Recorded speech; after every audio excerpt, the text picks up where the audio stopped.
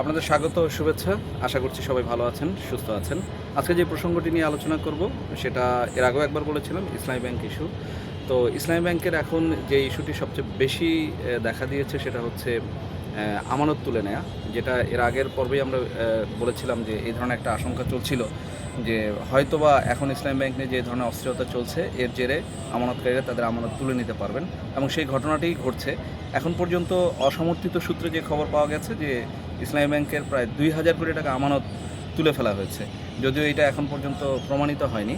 But এই যে অস্থিরতার জেরে যে আমানত তুলে নেওয়ার যে প্রবণতাটা, এর ফলে কিন্তু ব্যাংকিং সেক্টরে যেটা হয় সেটা হচ্ছে যে প্যানিক উইথড্র হয়।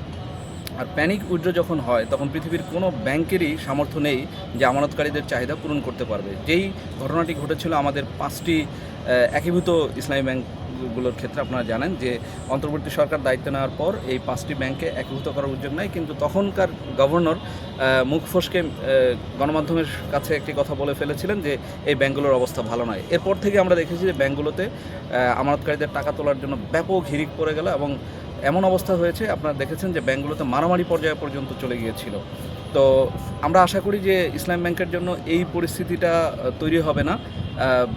সরকার নিশ্চয়ই এই ব্যাংকটির স্থিতিশীলতার জন্য নতুন কোনো ধরনের প্রক্রিয়া বা নতুন আলাপ আলোচনার মাধ্যমে এই সমস্যাটার সমাধান করবে। তবে যেটা উদ্বেগের বিষয় সেটা হচ্ছে যে আমার কাছে কয়েকজন ব্যক্তিগতভাবে জানতে চেয়েছে যে তাদের কিছু আমানত ইসলাম ব্যাংকে রয়েছে, তারা সেই আমানতের অর্থটা কী করবেন। তো আমি ব্যক্তিগতভাবে তাদেরকে যে পরামর্শ দিয়েছি সেটা হচ্ছে যে দেখেন, যদি আপনার বড় অঙ্কের আমানত হয়ে থাকে তাহলে কখনোই একটি প্রতিষ্ঠানে এটা কখনোই কি বলে যে এটা নিরাপদ নয়। কারণ হচ্ছে যে ফাইন্যান্সের যে সূত্র সেটা বলে যে আপনার যে ফান্ড বা যে তহবিল বা যে সঞ্চয় আছে সেটাকে আপনি ভাগ করে ফেলুন, কিছু ব্যাংকে রাখুন, কিছু পুঁজিবাজারে বিনিয়োগ করুন, কিংবা কিছু আবাসন খাতে বিনিয়োগ করুন। তো এই যে সঞ্চয়ে শুধু একটা প্রতিষ্ঠানের ভিতরে পুঞ্জীভূত না করে বিভিন্ন জায়গায় রেখে দেওয়ার যেই পলিসি, সেই পলিসিটা আসলে যদি আমরা নিতে পারি তাহলে আমাদের সঞ্চয় নিরাপদে থাকবে, এবং এই সঞ্চয় দিয়ে আমরা পরবর্তীতে যে ভালো একটা রিটার্ন সেটাও আমরা পেতে পারবো। আরেকটি উল্লেখযোগ্য বিষয় যেটা হচ্ছে, ইসলামী ব্যাংকে এতদিন যে আন্দোলনটা হয়ে আসতেছিল সেটা আসলে ইসলামী ব্যাংকের বাহিরে ছিল, কিন্তু আমরা গত বৃহস্পতিবার যেটা লক্ষ্য করলাম যে ইসলামী ব্যাংকের ভিতরের যারা কর্মকর্তা কর্মচারী আছেন তাদেরও একাংশ কিছু কিছু অংশ কয়েকটি শাখায় তারা ১ ঘন্টার কলম বিরতি পালন করেছেন। তার মানে একদিকে বাহিরে আন্দোলন যেটা চলতেছিল সেটা ইসলামী ব্যাংকের ভিতরের যে অভ্যন্তরীণ কর্মকাণ্ড, ব্যাংকিং কর্মকাণ্ড, সেটাকে কিন্তু খুব বেশি একটা ব্যাহত করছিল না, দৈনন্দিন কর্মকাণ্ড। কিন্তু ভিতর থেকে যদি এই ধরনের পরিস্থিতি তৈরি হয় তাহলে কিন্তু পুরো ব্যাংকের যে দৈনন্দিন যে কার্যক্রম আছে, যে লেনদেন প্রক্রিয়া আছে, সেটা কিন্তু মারাত্মকভাবে ব্যাহত হবে।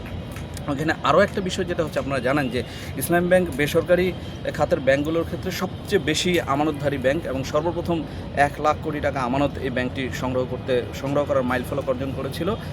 তো একই সঙ্গে এই ব্যাংকটিতে প্রচুর পরিমাণে রেমিটেন্স আসে বিদেশ থেকে, আপনারা জানেন, এবং সেটা প্রায় আমাদের দেশের ১/৩ বলা হয়ে থাকে। তবে সবশেষ যে বার্ষিক প্রতিবেদন সেখানে দেখা গেছে যে এটা ২৫ থেকে ২৬% মতো।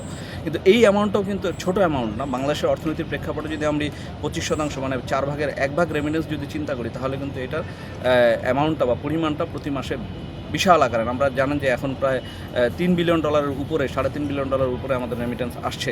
তার মানে বুঝতেই পারছেন যে এই অ্যামাউন্টটা কত বিশাল একটা অ্যামাউন্ট। তো একদিকে আমাদের অভ্যন্তরীণ যারা আমানতকারী আছেন তারা যদি এই ব্যাংক থেকে টাকা তুলতে শুরু করেন, যেটা অলরেডি কিছু কিছু শুরু হয়ে গেছে, এবং অন্যদিকে যারা বিদেশে অবস্থান করছেন তারা যদি এই ব্যাংকটির মাধ্যমে যদি রেমিটেন্স না পাঠান, যদি কথার কথা তারা যদি হুন্ডি বা অবৈধ পথে যদি রেমিটেন্স পাঠানো শুরু করেন তাহলে কিন্তু দেশ মারাত্মক ক্ষতির মুখে পড়বে। আপনারা ইতিমধ্যেই জানেন যে বাংলাদেশের এখন যে একটি মাত্র সুযোগ আমাদের অর্থনীতিকে ধরে রেখেছে সেটা হচ্ছে প্রবাসীদের পাঠানো এই রেমিটেন্স। এইখানে কোনো ধরনের আঘাত যদি আসে তাহলে সেই আঘাত কিন্তু এখন আর সামলে নেওয়ার শক্তি আমাদের এই অর্থনীতির নেই।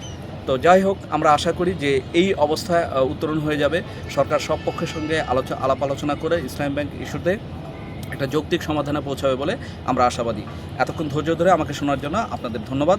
যদি আমার কথাগুলো ভালো লেগে থাকে তাহলে আমার চ্যানেলটি সাবস্ক্রাইব করার অনুরোধ জানাচ্ছি।